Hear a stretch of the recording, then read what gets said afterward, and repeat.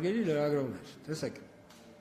եթե նայենք սահմանադրության կարգավորումներով, ըստ էության այն ժամկետը, որը որ ենթադրում է ընտրությունները, դա եկող տարվա հունիսի 2-ից 12 միջակայքն է։ Սահմանադրության, այսինքն այդ 10 օրյակն է, որը պիտի ընտրություններ տեղի ունենան։ Գիտեք, որ ընտրությունները նշանակում են նախագահ, այսինքն նախագահի հրամանագիրը դեռևս չի եղել։ Բայց բոլորը ընտրությունների օրը, կարելի ասել, այսպես արդեն տեսակ չակերտավոր, բայց արձանագրած ընթանում են առաջ, որ այն է, որ հունիսի 7։ Ինչով է դա պայման, որտեղ այդ իմ նշած ժամանակահատվածում միակ կիրակին հունիսի 7-ն է։ Այսինքն, եթե նախագահ այլ օր, որոշի այլ օր նշանակի, այստեղ կրկին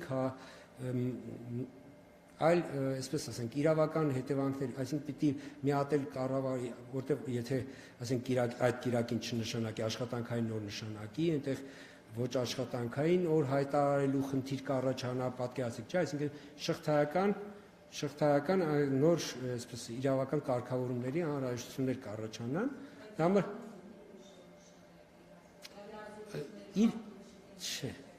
նախագահի լիազորությունն է այդ 10-օրյա ժամկետում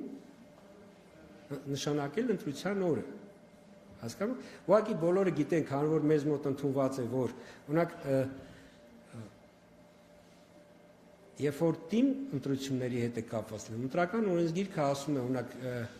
այս ժամկետի վերջին կիրակի օրը,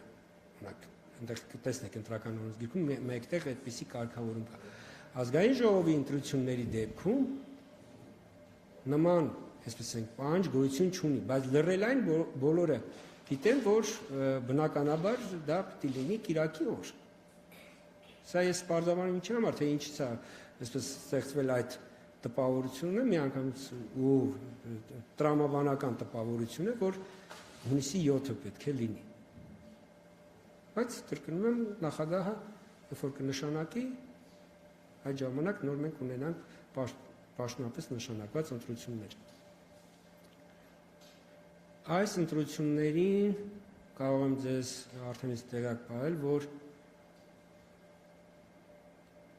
մոնիտորինգի և վերահսկողության մի շարք գործիքներ ենք մենք կիրառելու։ Սա ինչի համար եմ ասում, որովհետև քարոզարշավի և ընդհանրապես ընտրական գործընթացների ֆինանսական թափանցիկության և ֆինանսավորման օրինականության գործընթացը ավելի պատշաճ և ժամանակակից գործիքակազմերի կիրառմամբ իրականացնելու նպատակով Կենտրոնական ընտրական հանձնաժողովը միջազգային գործընկերների հետ համագործակցությամբ մոնիտորինգային ծրագրեր է կիրառելու, որոնք հնարավորություն կտան մեզ համացանցում տեղի ունեցող գործընթաց քարոզչությունը ավելի փաստարկված և հնարավորինս ընդգրկուն ծավալներով դիտարկել մոնիտորինգի ենթարկել, որը այս տվյալները բնականաբար մեր վերահսկիչ վերստուգիչ ծառայության այդ ծառայությունն է ընտրություններին մասնակցող կուսակցությունների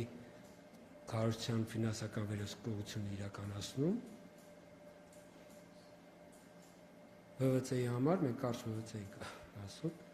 կրճատ, ՀՎՑ-ի համար շատ, այսպես ասենք, արդյունավետ տվյալներ այդպիսով իրենց տրամադրության տակ կունենան։ Ես ԱԺ ընտրությունների մասնաբաժին այսքանով ամփոփեմ, մնացածը արդեն հարցերով կարող ինչ է ձեզ հետաքրքիր։ Ուղղակի պիտի ընդգծեմ, որ եկող տարի մենք մեծ աշնանը մեծ տեղական ինքնակառավարման մարմնի ընտրություններ ունենք։ 46 համայնք։ Այս պահին, այսինքն եկեք արձանագրենք, էլի, այս պահին մեր պլանավորմամբ 46 համայնքներում տեղ են ունենալու համամասնական ընտրակարգով թիմ ընտրություններ։ Չէ, ավելի ճիշտ 46-ում համամասնական ընտրակարգով չի, կարող եմ ասել, որ Լոռու մարզի Ֆիոլետովը, Լերմոնտովը, Արմավիրի մարզի Ֆերիկ, Արագածոտնի մարզի Արևուտ, Մեծաձոր, Շամիրամ եւ Կոտակի մարզի Արզենի համայնքներում այդտեղ մեծամասնական ընտրակարգով են թիմ ընտրությունների տեղ ունենա, ես ուղղակի 40, բայց ընդհանուր 46 համայնք են, որոնցից մարզ կենտրոնները թվարկեմ, Աշտարակ, Արտաշատ, Արմավիր, Գավառ, Վանաձոր, Հրազդան, Կապան, Եղեգնաձոր եւ Իջևան։ Ըստ էության բացառությամբ Գյումրու, հա, միայն Գյումրին է մարզ կենտրոններից, որ եկող տարի տեղի չի ունենալու, քանի որ այս տարի է տեղի ունեցել, այսինքն բոլոր մարզ կենտրոններում։ Թվարկեմ համայնքները, որպեսզի ձեր մոտ պատկերը Ապարան, Արարատ, Մասիս, Արաքս, Բաղրամյան, Մեծամոր, Մարտունի, Սևան, Վարդենիս, Թումանյան, Սպիտակ, Ստեփանավան, Փամբակ, Աբովյան, Գառնի, Ծաղկաձոր, Նայիրի, Նոր Հաճն, Ախուրյան, Ամասիա, Աշոցք, Արթիկ, Գորիս, Մեղրի, Տաթև, Տեղ, Վայք,